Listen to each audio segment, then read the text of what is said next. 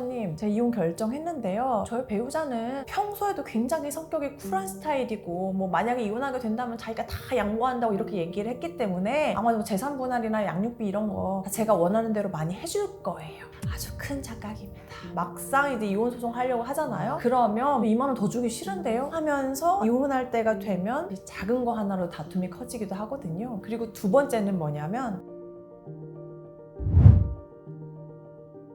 안녕하세요. 반갑습니다. 가정에 있는 속상한 일 야무지게 해결해드리는 9년차 이혼 전문 변호사 양나래입니다. 그리고 최근에는요, 양나래 변호사의 이혼 상담소 작가로 돌아오게 됐습니다. 일단 제가 만난 의뢰인들은요, 대략적으로 봤을 때에는 거의 한 2,000명에 가까운 의뢰인분들을 만났습니다.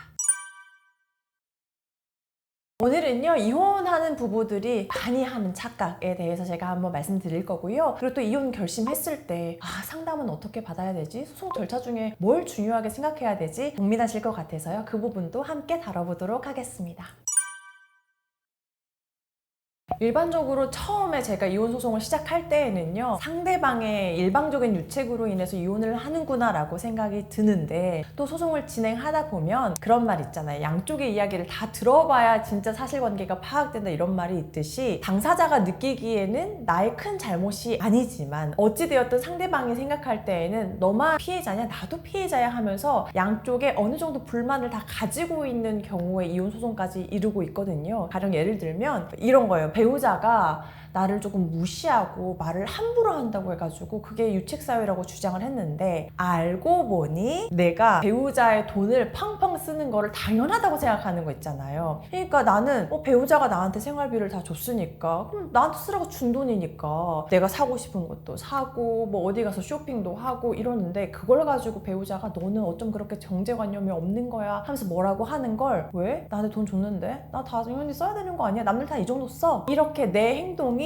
잘못됐다는 걸 느끼지 못해가지고 분쟁이 생기는 경우도 꽤나 있거든요. 그래서 사실 제가 인터넷에서 뭔가 영상을 많이 보시거나 책을 보시거나 이런 것들을 추천드리는 이유가, 상대방의 잘못이 잘못이라는 것을 파악하는 것도 중요하지만 혹시 내가 하고 있는 행동이 잘못된 부분이 있는 것은 아닐까 돌아보는 계기도 분명히 필요하다고 생각하거든요. 그래서 성격 차이라고 하는 부분들이 가끔은 제가 소송에서 제3자로 들여다봤을 때 이거는 양쪽 다 어느 정도 동등한 수준의 잘못이 있구나 이렇게 느껴지는 경우가 꽤 많이 있습니다. 그래서 아주 명백하게 불륜을 저질렀다던가 갑자기 자기 화에 못 이겨가지고 막 폭행을 했다던가 그런 게 아닌 이상은, 성격 차이로 이혼하는 경우에는 양쪽 다 어느 정도 서로 섭섭한 부분이 있어서 이혼을 하는 경우가 꽤 많이 있습니다. 크게 보면 한 두 가지가 될 것 같습니다. 이혼은 결심하기가 쉽지, 일단 내가 마음먹으면 일사천리로 그냥 막힘없이 진행될 거다, 이게 조금 큰 착각 중에 하나고요. 생각보다 이혼 과정이 까다롭고 속상한 일이 많이 생깁니다. 그리고 두 번째는 뭐냐면, 변호사님, 제 이혼 결정했는데요. 저희 배우자는 평소에도 굉장히 성격이 쿨한 스타일이고 만약에 이혼하게 된다면 자기가 다 양보한다고 이렇게 얘기를 했기 때문에 아마도 재산 분할이나 양육비 이런 거 다 제가 원하는 대로 많이 해줄 거예요, 이렇게 말씀하시는데, 이것도 아주 큰 착각입니다. 막상 이제 이혼 소송 하려고 하잖아요. 그러면 양육비 산정 기준표상 받아야 할 돈이 73만 원 이렇게 나갔다. 그러면 이제 저희가 이제 협상할 때 갑자기 올려가지고 한 75만 원 정도 어떠세요? 이렇게 말씀드리면, 아니 뒤로 왜 올리세요? 저 2만 원 더 주기 싫은데요? 하면서 이제 막상 이혼할 때가 되면 작은 거 하나로 다툼이 커지기도 하거든요. 그래서 내 배우자는 아마 쿨하게 다 양보할 거다, 이거는 큰 착각 중에 하나라고 말씀드릴 수가 있습니다. 일단 변호사를 선임해서 진행하는 경우에 처음에 변호사 선임료가 들어갑니다. 선임료는 천차만별이에요. 똑같이 사건을 맡기러 갔는데 어떤 변호사는 770만 원 부르고 어떤 변호사는 880만 원 부르고, 어느 지역에 있고 몇 명이서 있는 규모의 로펌인지에 따라서 등등 다를 거예요. 그런데 통상적으로 550만 원에서 1,100만 원 사이에서 결정이 되기는 합니다. 근데 이제 구체적인 재산 규모 같은 거에 따라서 달라지기는 하는데, 일반적으로 변호사 선임료가 처음에 딱 들어가요. 변호사 선임료는 반드시 사건 진행하기 전에 지불하는 금액입니다. 그 다음에 진행되는 게 인지대송달료라고 해서 법원에 내는 돈이에요, 변호사가 아니고. 그러면 이 인지대송달료는 내가 재산분할로 얼마를 청구하는지 이 청구하는 금액에 따라서 법률상 정해져 있거든요. 이 금액은 변호사랑 처음 상담할 때 재산 현황 파악하고 재산 분할로 어느 정도 청구를 해야 되겠네요 라고 대략적인 안이 나오면 그에 맞춰서 정해지거든요. 그래서 변호사 상담할 때 혹시 인지대 송달료는 어느 정도 나올 것 같으세요? 이거 조금 물어봐서 확인하시는 게 좋고요. 그 다음에 이제 발생하는 게 보전 처분을 할 경우, 보전 처분은 내가 재산 분할로 상대방한테 돈을 받아야 되는데 나 돈 주기 싫은데 하고 돈을 빼돌리는 경우가 꽤 있단 말이에요. 그러면 판결로 승소한다고 하더라도 내가 돈을 못 받아가지고 전전긍긍하는 상황이 발생할 수가 있어요. 미리 소송하기 전에 가압류나 가처분을 신청하는 게 보전 처분이거든요. 그래서 여기에 들어가는 돈도 뭐 선임료가 110에서 220만 원 정도가 발생할 거고, 우리가 부동산 가압류 하는 경우에는 등기할 때 등록면허세라고 해가지고 나라에 내는 세금이 또 발생합니다. 근데 이런 것들을 다 고려하지 않고 그냥 변호사한테 들어가는 돈이 끝이야 라고 생각하시면 그 소송 절차가 진행될 수가 없거든요. 그래서 내가 가압류 가처분이 필요한 상황이라면 그것도 100% 무조건 해야 되는 건 아니거든요. 저도 의뢰인분들이 하고 싶다고 하실 때 말리는 경우도 있어요. 그래서 상담을 통해서 해야 된다고 할 경우에는 변호사 선임료뿐만 아니라 그러면 어느 정도 금액을 가압류하는 거고 등록면허세는 얼마나 들어갈까요? 이런 것들을 미리 다 상담하면서 다 확인해서 내가 돈을 마련해 놓고 소송을 진행해야 중간에 돈 때문에 소송 절차가 진행되지 않아가지고 어떻게 이런 거 없이 빠르게 진행하실 수가 있습니다. 보통 이제 변호사 선임해가지고 가압류 신청했고 결정 났고 그럼 끝이라고 생각하시는데, 부동산 가압류 하는 경우에는 우리 부동산 등기부등본 뗐을 때 근저당권 설정하면 근저당권이 있습니다 하고 이렇게 딱 마크가 되잖아요. 등기부등본에. 똑같아요. 가압류도 이 등기부등본에 채권자 양날래가 얼마를 보전하기 위해서 가압류를 했습니다. 이거를 해줘야 되거든요. 근데 이 등기부등본에 한 줄 두 줄이 들어가는데 들어가는 게 등록면허세예요. 그래서 이것도 법률상 정해져 있거든요. 내가 얼마를 보전하기 위해서 가압류를 했는지에 따라서 세금이 정해져 있어요. 정률로 정해져 있거든요. 그래서 이거는 변호사랑 상담하면 어느 정도 안내 받을 수가 있어요. 그래서 이걸 미리 확인하셔야지 일단 가압류 선임했으니까 됐고 알아서 다 처리될 거야 이러고 있다가는 가압류 결정 받아놔놓고 등록면허세를 못 내서 등기가 안 되면 효과가 없어지는 거거든요. 그래서 이거를 꼭 확인하시라고 말씀드리고 있습니다. 일단 이혼 소송 자체를 그냥 소송 우리가 취하한다고 하죠. 이혼하려고 했는데 아니야 그냥 다시 살아볼래 하고 취하하는 경우는 많지는 않아요. 그만큼 이혼 소송을 결정할 때에는 내가 보통 마음으로 이혼 소송을 진행하는 것이 아니기 때문에 소송을 취하해서 소송 자체가 없어지는 경우는 많지 않다. 그런데 중간에 내가 끝까지 판결을 받는 걸 그냥 포기하고 상대방이 원하는 대로 그래 너 하고 싶은 대로 다 해 하고 포기하다시피 이혼을 마무리하는 경우는 종종 있습니다. 이게 현실적인 문제 때문에요. 첫 번째는 내가 지금 뭐 가정주부인데 생활을 남편의 수입에 의존했었는데 경제적 지원을 차단하는 경우도 있고요. 그러니까 소송 중간에 양육비를 안 줄 때 사전처분 신청을 해서 양육비를 받을 수 있어요. 그런데 이게 현실적으로는 사전처분을 신청해서 그 결정이 나오기까지도 한 3-4개월 정도가 걸리고, 그런 결정이 나와도 나 판결에서 불리해지든 말든 상관없고 나 과태료 한 50만 원, 100만 원 내고 말지 나는 너 끝까지 괴롭힐 거야 하면서 안 주면 일단 그 소송 기간 중에는 고통스러운 건 어쩔 수가 없단 말이죠. 근데 이런 것들을 모르시는 분들이 꽤 많거든요. 그래서 사실 제가 책 쓸 때에도 이런 것들은 반드시 아셨으면 좋겠습니다 하고 그런 내용들을 담았던 게, 이런 것들은 배우자가 배째라 하면 정말 아무리 옆에 변호사가 있어도 해줄 수 있는 게 없는 경우가 많거든요. 그래서 그런 부분들 다 고려해서 내가 이혼 소송을 진행할 때에는 배우자가 나한테 정말 카드도 끊고 생활비도 끊고 정말 그냥 제가 조금 찌질하다고 표현하거든요. 정말 찌질하고 너무 나쁘게 나오는 경우가 분명히 생길 수가 있어요. 그래서 그런 것들을 어느 정도 대비를 해 놓은 상황에서 소송을 진행하셔야 끝까지 흔들림 없이 유리하게 마무리하실 수가 있습니다. 두 번째는 배우자의 폭력적인 성향, 폭언, 폭행으로 인해서 이혼을 하는 경우에 내가 이혼 소송을 접수했다는 이유로 상대방 배우자가 더 극렬하게 아주 폭력적으로 나오는 경우가 있거든요. 너 내가 원하는 조건을 이혼 안 하면 너 이제 죽여버릴 거야. 니네 부모님 나 어떻게 할 수 있을 것 같아? 나는 니네 부모님도 나 가만 안 둘 거야. 이렇게 해요. 사실 이런 경우에는 형사고소하고 접근금지 같은 거 신청하고 해가지고 법률상 보호받을 수 있는 조치가 있기는 한데, 그동안 너무 오랜 기간 기간 시달려 왔기 때문에 이 자체를 너무 두려워하는 분들이 많으세요. 그래서 제가 옆에서 아무리 형사고소 진행하고 경찰서에 신고한 다음에 보호처분 같은 거 신청할 수 있다 말씀을 드려도 변호사님, 이 사람은 진짜 무서운 사람이어서 제가 그렇게 하면 할수록 저를 정말 죽일 것만 같아요 라고 너무 공포심에 떨면서 중간에 그냥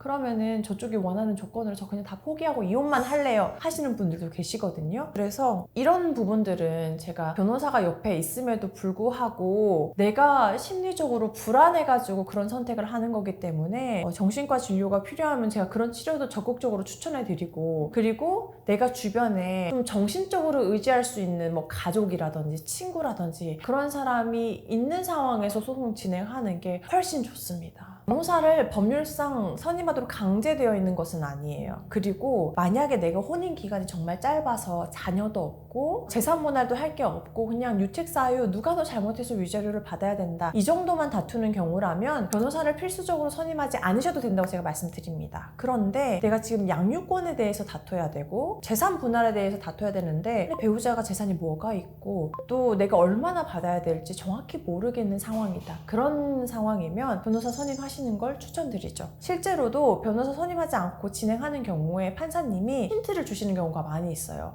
이렇게 법정에 와서 구두로만 진술한다고 한들 제가 판단할 수 없으니까 오늘 재판 마치고 가서 법률적인 상담을 반드시 꼭 받아보세요 이렇게 말씀을 하시기도 하거든요. 그래서 내가 나 홀로 소송을 진행하고 있는데 판사님이 자꾸 어디 가서 법률 상담을 받아보라는 얘기를 하신다 그러면 나에게 큰 힌트를 주고 있는 거예요. 지금 혼자 진행하는 게 유리하게 갈 수 있는데도 불리하게 진행되고 있으니까 변호사 선임해보세요 라고 힌트를 주시는 거니까요. 내가 이혼 소송을 하면서 다투는 부분이 많이 있다면 반드시 변호사 선임하시는 게 좋습니다. 일단은 가장 많이들 알고 계시는 게 소송 진행 중에 아이를 내가 무조건 데리고 있어야 된다 이거 좀 많이 아실 거예요. 사실 이 말은 또 맞기도 맞는 말이기는 하거든요. 왜냐면 아이의 양육권을 정할 때 가장 중요한 거는 아이의 복리예요. 아이를 누가 키우고 어떤 환경에서 키우는 게 이 아이한테 가장 좋은지를 무조건 기준으로 하거든요. 그런데 아이가 어릴수록 생활 환경이 바뀌는 게 좋지 않아요. 어린이집도 적응하는데 어려울 수가 있고 집도 여기에서 적응해놨는데 다른 집으로 가야 된다? 그럼 아이한테 큰 변화가 생기기 때문에 되도록이면 소송 진행 중에 누구랑 어떤 환경을 유지하고 있는지가 중요하거든요. 그런데 이게 중요하다고 말씀을 드리다 보니까 너무 아이를 사랑하는 마음에 아이를 키우고 싶어서 집에서 엄마랑 지내고 있는데 몰래 문 따고 들어가가지고 아이가 원치 않는데도 힘으로 데리고 온다. 이러면 내가 똑같이 아이의 엄마이고 아빠이고 해도 약취유인죄가 성립할 수가 있거든요. 그래서 그 말만 딱 하나만 단면적으로 보고 무리해서 아이를 데리고 왔다가 형사적으로 문제가 되면 오히려 완전 이제 양육권을 상실할 위기에 생길 수가 있어요. 그래서 아이하고 같이 지내는 게 좋기는 하지만 설사 그런 환경이 안 됐다고 하면 포기하지 마시고 아이들하고 주기적으로 면접 교섭하면서 정서적 유대관계를 좀 형성하시고, 그리고 내가 이혼하게 될 경우에 아이를 어떤 환경에서 어떤 보조 양육자의 도움을 받아서 양육할 것인지 그런 계획을 조금 체계적으로 세우시는 게 훨씬 좋습니다. 그리고 보통 이렇게 양육권에 대해서 다투는 경우에 나의 양육의 적합성을 주장하기보다 상대방의 부적합성을 주장하기에 조금 바쁘신 경우가 많아요. 저 사람은 이런 성격적인 문제가 있어서 애들하고는 정말 안 되고요. 저 사람 이게 문제고요. 저게 문제고요. 이렇게 조금 비난하는 말을 많이 하시게 되거든요. 물론 상대방의 부적합성을 얘기하는 것도 필요하긴 하지만 너무 거기에 치중되어 있으면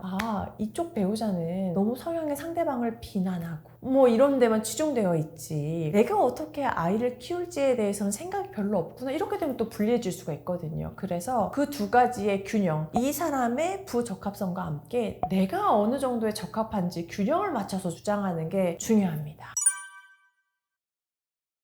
내가 찾아가기 쉬운 곳의 변호사든 인터넷 검색을 통해서 나오는 변호사든 상관없어요. 그런데 반드시 이혼 사건을 전문으로 하고 있는 변호사여야 합니다. 형사 사건을 전문으로 하거나 민사 사건을 전문으로 하고 있는 변호사님도 이 가사 사건을 처리할 수 있는 것은 맞아요. 그런데 이혼이라는 가사 사건은 정말 이 특수성이 있거든요. 뭐 증거 채택이나 혹은 뭐 재산 분할에 대해서 주장하는 거나 이런 것들이 이론적으로 배웠을 때하고 실무적으로 차이가 조금 조금 있어요. 그래서 이 사건을 전문적으로 하지 않았는데 갑자기 띨렁 사건을 선임해서 진행한다면 변호사님들도 약간 어려움을 겪으시거든요. 그래서 내 집 근처에 있든 집에 가까운 법원 앞에 있는 변호사가 뭐 있든 상관없어요. 다만 이 사람이 이혼 사건을 전문으로 하는지, 대한변호사협회에 뭐 가사법 전문 혹은 이혼 전문으로 등록이 되어 있는 변호사인지 충분히 확인한 다음에 상담을 하시는 것을 추천드립니다. 변호사 상담 받을 때 중요한 거는 내가 어떤 점이 힘들었다는 걸 추려서 말을 전하는 것도 중요하지만, 이혼할 때 저는 어떤 게 가장 중요해요. 내가 어떤 점을 중점적으로 생각하고 있고 이혼 소송을 할 때 어떤 결과가 나올지 궁금한지를 명확히 전달하는 게 중요합니다. 가령 이런 분들도 계세요. 저는요, 친권 양육권은 배우자가 가져가도 상관없어요. 배우자가 더 애를 잘 키울 것 같아요. 그런데 저는 어떤 일이 있어도 위자료는 제가 받을 거예요. 1,000만 원이든 2,000만 원이든 내가 저 사람 때문에 이혼하게 됐다는 걸 증거로 남기고 싶어요. 이런 분도 계시고요. 어떤 분은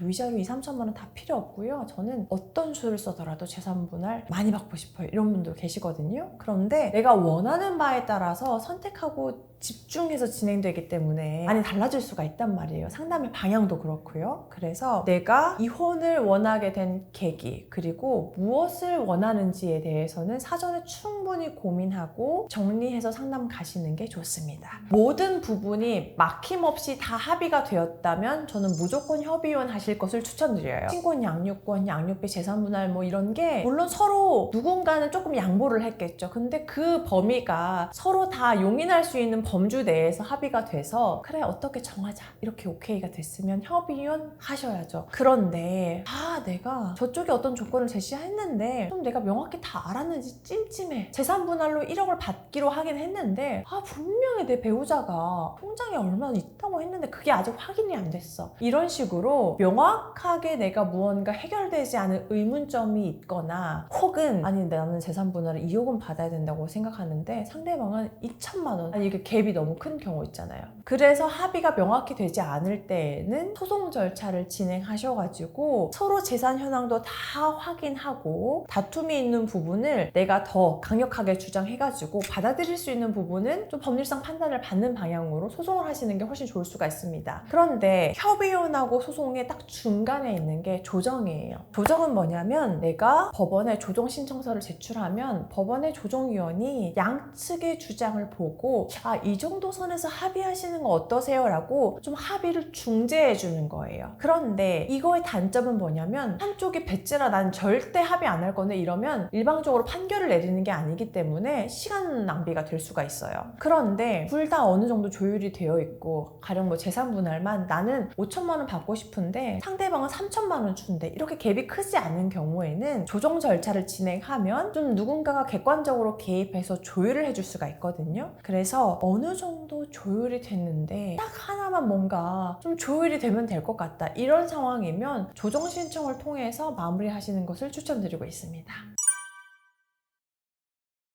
이혼 상담을 받는 것을 두려워하지 않으셨으면 좋겠습니다. 왜냐하면 상담을 받으러 간다고 해서 내가 반드시 이혼해야 되는 건 또 아니거든요. 그리고 제 의뢰인분들 중에도요, 상담을 받으러 오셨다가 오히려 다들 뭐 이렇게 사는구나, 혹은 내가 생각했던 것보다 심각한 정도가 아니구나, 이런 걸 깨닫고 다시 잘 살아보겠다고 마음먹는 경우도 많아요. 그래서 이혼 상담을 받는 걸 망설이지 마시고 한번 적극적으로 받아보시는 것을 추천드리고요. 그리고 그런 거에 대해서 고민이 있을 때 또 말하기가 어려울 수가 있잖아요. 그럼 이제 책에 제가 다 해놨거든요. 어떤 경우가 돼야 이혼까지 결정을 하고, 이런 경우에 상담 받는 거 괜찮습니다, 상담 받을 때 이런 거 준비하시면 됩니다, 이런 거 좀 거부감을 느끼시기에 제가 책으로 조금 접근하기 쉽게 집필을 했습니다. 그래서 상담 받는 거 어려워하지 마시고, 그럼에도 불구하고 나 조금 무서운데? 라고 생각이 든다면 저 책을 통해서도 한번 도움을 받으셨으면 좋겠습니다.